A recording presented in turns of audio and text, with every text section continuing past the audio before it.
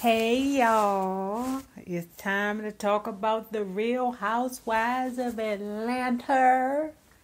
Discussion and tea, right? But before we get into that, let's get into this. Hey guys, hey, this is Nay. Follow me on IG, Periscope, Twitter, Spreaker, and support me on Patreon at Nayrob on YouTube.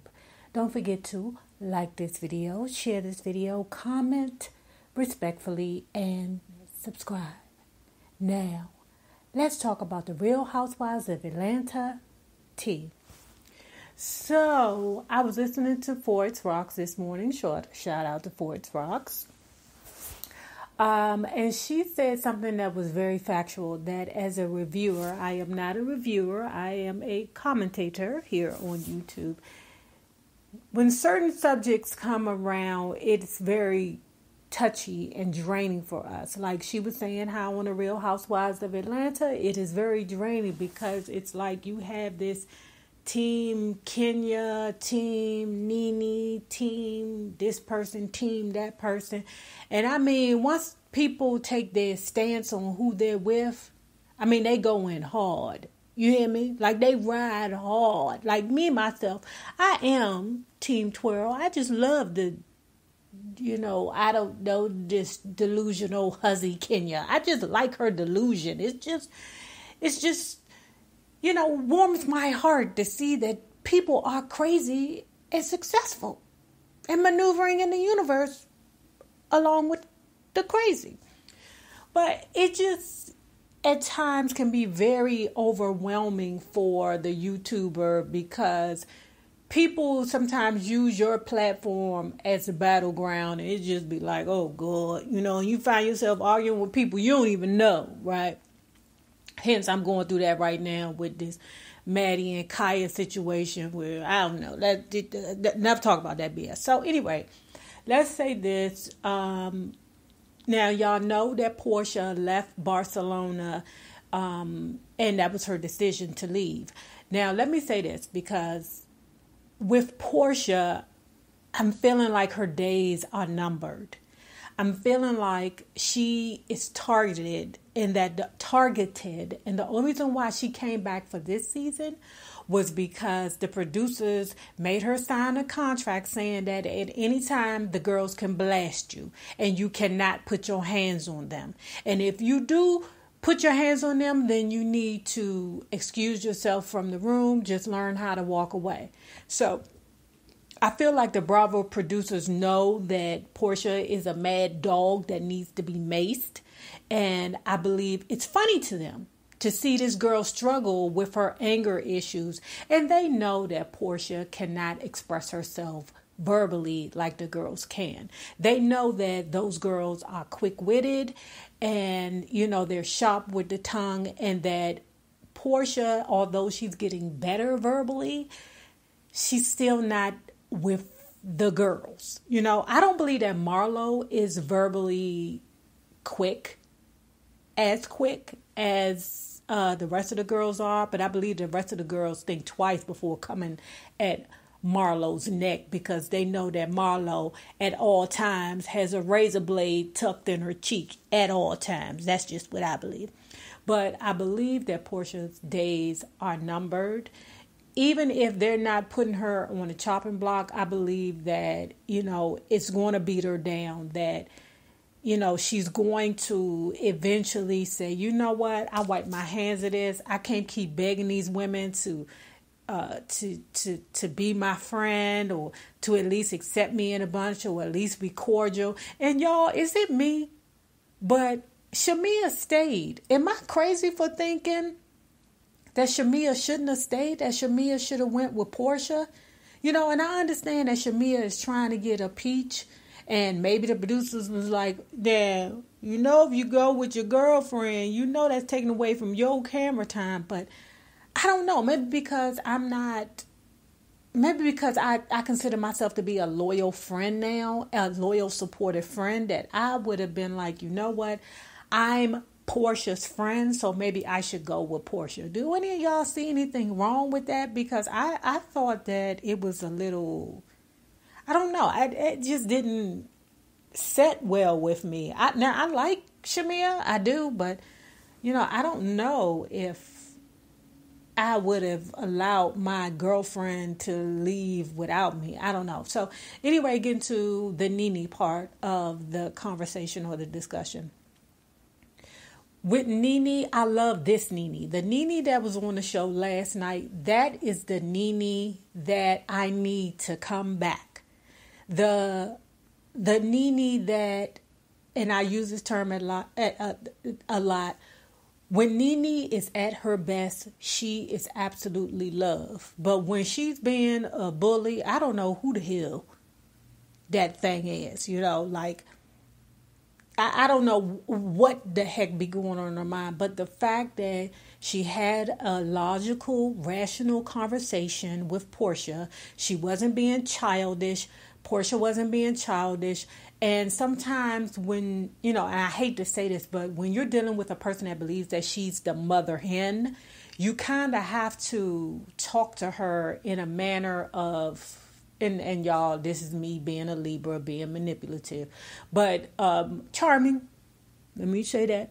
But when you're talking to somebody that believes they're the mother hen, you kind of sort of have to approach them in a humble manner so that they can stay perched up on their pedestal, so that they can feel like, okay, she's coming to me because she needs me. Some people need that. Some people have to always feel in charge and, like they the boss or the head bitch in charge. Some people always need that, because if you wrangle with that in any way, or if you compromise that position in any way, child, they be coming for your neck every chance you get, every chance they get. But when Portia talked to Nene seemed to give her loving, good, rational advice.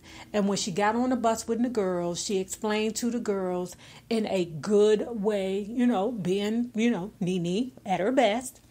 Listen, Portia came to me and then she didn't have anything negative to say about none of y'all Huzzies. And I believe that if she came to us and approached the elephant in the room with us and just lay it on the table with us and just say a heartfelt apology and allow us to have a dialogue that is not disrespectful, I'm paraphrasing, guys, that I believe it could clear the air. So I look forward to that conversation, right, between the girls. Like, hopefully it'll happen before the season is over, but I don't know if they'll have time to have it at the reunion, but child, is some tea for that. That'd be a good reunion, talk or whatever. Because they're going to have 17 parts. It's going to last 17 weeks. So the next thing is, I don't know what's going on between Nene and Sheree with this Tyrone. I don't know how these grown-ass women, Nene being a married woman, how she is getting so sucked up in, I don't know what the hell is going on between Tyrone and Sheree. I really don't know. Like, something is being left out. But what I do want to say about it is that Nene is a married woman. She's with Greg. She should not be having a 30-minute conversation explaining herself about her relationship with another man or somebody else or something like that. The only person that she needs to be talking about is Greg. All that other bullshit, you're asking for an argument when you get home. If you sit there and you talk too much about another man that ain't your man or your son or your daddy or something like that. So, Nene, yes, I agree with the fact that you was like this. So don't come to me with this BS. And then how about the girls talk to them separately? Like, it was like, they had that conversation with Sheree. No, they had that conversation with Nene. Then they had that conversation with Sheree. And then they flipped it. And then they told Sheree what Nene said and Nene what Sheree said. I'm like, these Huzzies here? Oh my God. I wonder, do they get like a bonus for being the bone carrier? You know what I'm saying? Like, do they get a bonus for that? Child bang. So then, what do I have to say about Sheree? About Sheree. The only thing I want to say about Sheree is something's going on with her. The producers are noticing that her fashions are not up to par. I don't know what's going on, but do y'all remember when they took that bicycle ride down the street to San Francisco? And we're going to have a conversation later about how Bravo is dogging the Real Housewives of Atlanta. But remember when they took that daggone bicycle ride down to San Francisco and Sheree had on a sweatsuit the entire time?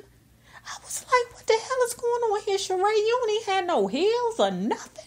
You don't have no heels from 1992 that you could put on. Sheree, you could have called me, girl, and I'd have gave you some of these old Paradas and red bottoms that I have in here that I don't wear no goddamn on more because my feet hurt and I'm too damn heavy to be walking around on them stilts. Shout out to all the Huzzies that's still able to wear them. BBWs. Shout out to all y'all, but me, they can't do it. I'd spend money on my flat shoes there. That's what I do to get over in life. I just spend money on flat shoes, but I thought to me, it was very insulting for them to say, okay, Marlo, you dress her. Now, that was funny when Sheree was like, Marlo, what size is this? 14? And Marlo was like, no, 12. I was like, okay, that was a key. But why would they literally use something from Marlo clothes? You know, I haven't worn anybody's clothes as a grown woman to put on somebody else's clothes. Girl, bang. When I was a teenager, I used to love to dress up in my big cousin's clothes, Mick's clothes, because she was fly.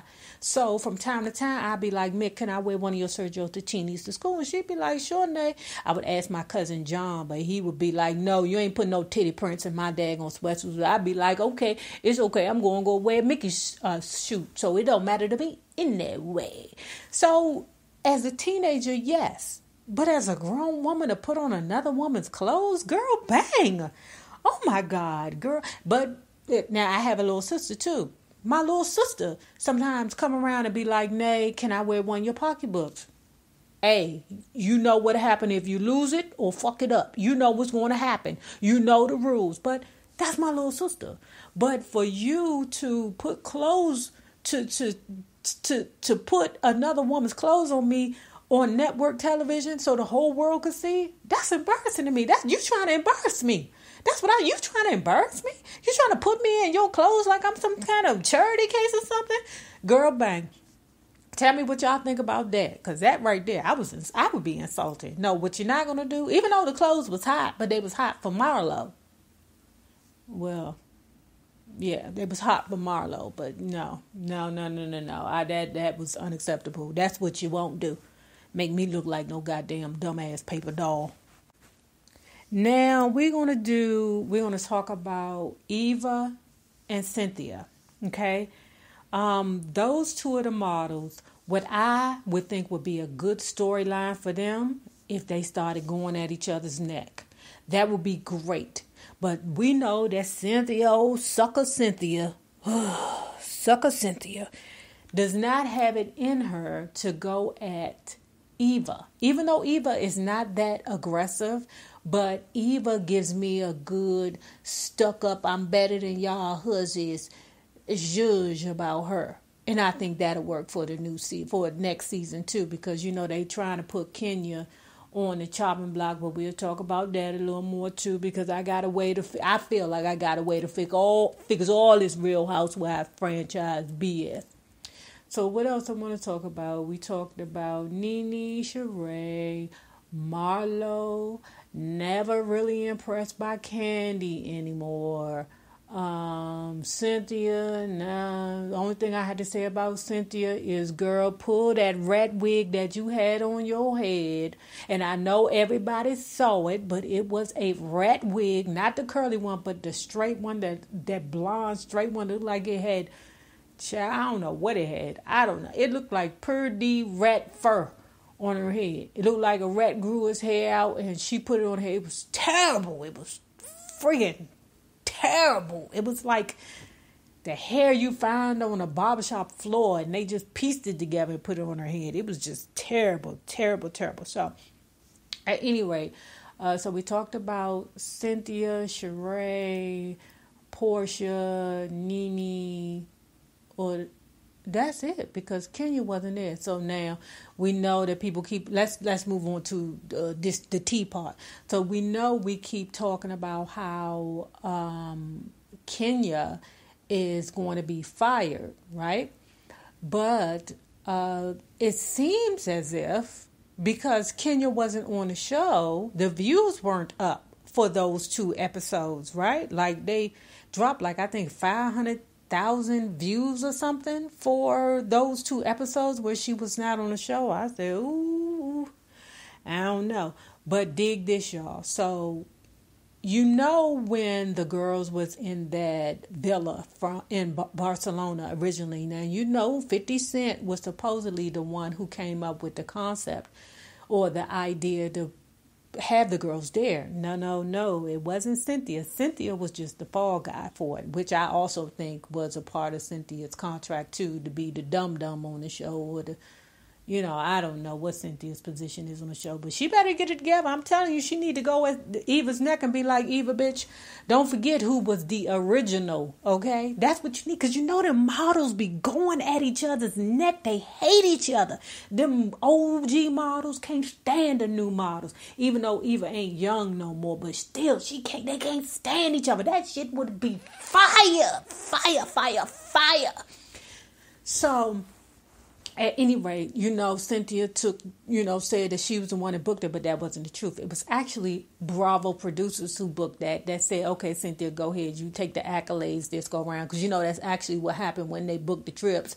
Then the girls be like, oh, I booked us a trip. And for real, it was Bravo that sat down and came up with the concept to send them to here and there and here and there. But like I've said previously, that, the Real Housewives of Beverly Hills, they send them Huzzies on 3 good trips a season. And they ain't sending them Huzzies to no daggone San Francisco. Not that San Francisco is not a good place to go. Or, I'm just saying that's not where they be sending them Beverly Hills ladies at. They don't send them there, okay? They send them ladies to some good places, and they don't have them women sitting around and coach. Daggone well you could be on Southwest and then turn your head and there go goddamn Sheree Whitfield, or look at the chair in front of you and be daggone Nene Leakes. They don't do that with them Beverly Hills housewives. They don't do that with them. Them husbands be sitting in private jets. Do you hear me? Private freaking jets. Now I don't know if it be their husband private jets, but they don't pull that shit. This shit's on them rich white women. You hear me? Them rich white women go on good trips. And I just feel that it's insulting for the highest grossing or highest viewed franchise, Real Housewives of Atlanta, to go on one big trip and then drive down the street somewhere for their second trip. I don't think that's fair. I don't understand. Is it just me? But I don't think it's freaking fair. Just like this. Them other rich white women, the Real Housewives of New York. Do y'all know that all them Huzzies is banding together to sue Bravo Andy? Because they done put them ladies in an old rickety boat. Okay? They put them ladies on a rickety boat, and all them ladies going to therapy saying that they got post-traumatic stress disorder and they got a suit against Bravo. You hear me? Oh no, we're stressed out. Oh no, that rickety boat tossed us back and forth, and now I can't even look at water. I'm so stressed out. I said, see, them good white women know what the hell they doing. Now, right here with the Real Housewives of Atlanta, all them Huzzies so daggone scary that they scared to do anything because they don't want to lose their job. The only Huzzy to me that's safe is Nene, because all them rest of them Huzzies, they shook. Now, I said that there were some things that I think that would help improve the show, right? The first thing that I would think that would help improve the franchise. The first thing, I know you all are not with me with this. Where am I? Oh my God, these are long ones. I know you all are not with me with this, but guys, it makes for great TV. I need y'all to give Eva a peach. I need you to give Kim Zolciak a peach. Now, I know we hate that Huzzy. We hate her. We hate Croy. We hate Brielle. We hate That's it. I don't like. I mean, the other children they safe because I don't have a problem with them. But that Brielle, Croy, and Kim Zolciak. Oh yes, yes, yes. But see, I got a fix for that. Something that's gonna check that white huzzy real quick. I don't have a problem with white or black. That's not what I'm saying. But she be acting real funny.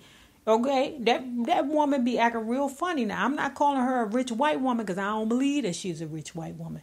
But what I want them to do is I need them to swap. I need them to take Kenya Moore and put her with the Real Housewives of Atlanta. I mean, the Real Housewives of New York franchise. Because they need to check that Bethany Frankel.